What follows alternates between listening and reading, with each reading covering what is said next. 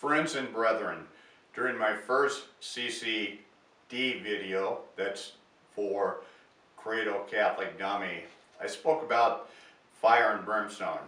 I need to clear something up. It was I, not a nun or a priest in Catholic school, who put me on a lifelong F&B guilt trip.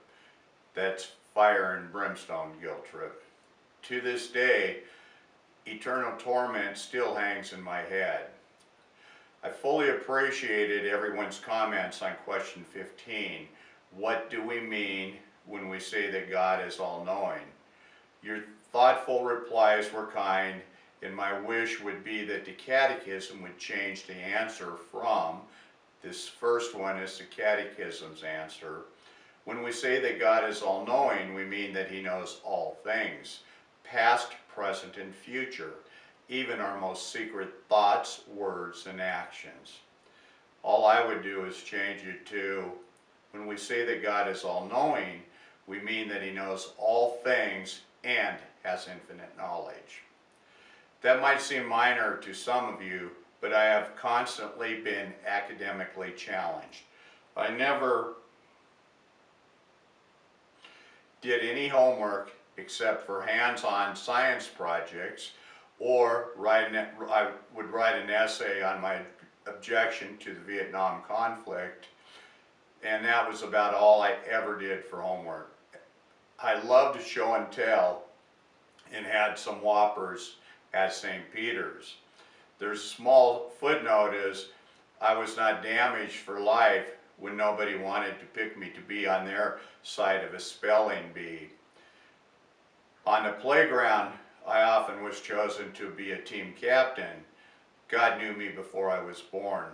I loved recess, and the words physical education meant playtime for me. So my suggestion to parents is to find what fits your child and go with that. My mom and Sister Evelyn Mary did that for me.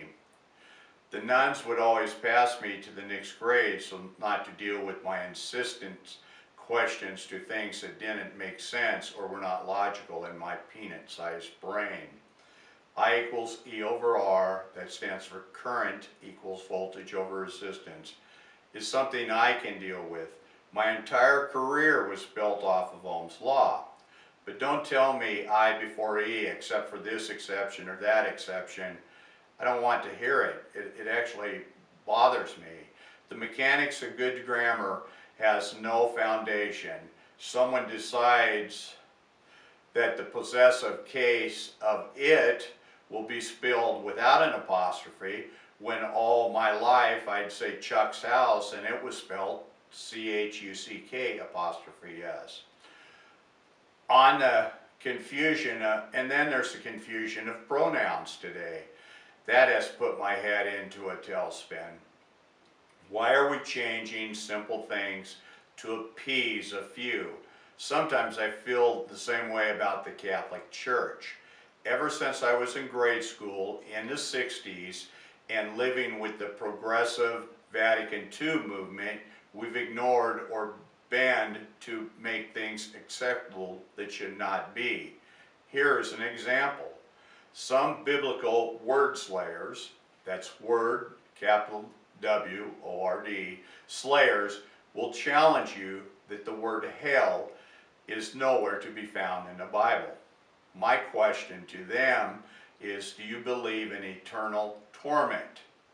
So to my brethren, use the Catholic Catechism, not Google for research. Brethren is now gender neutral, in my opinion, should have always been. So I'm going to repeat my question. I'm going to talk about this next Wednesday. Do you believe in hell? I appreciate all the comments. Take care. Infinite peace to all. Thank you.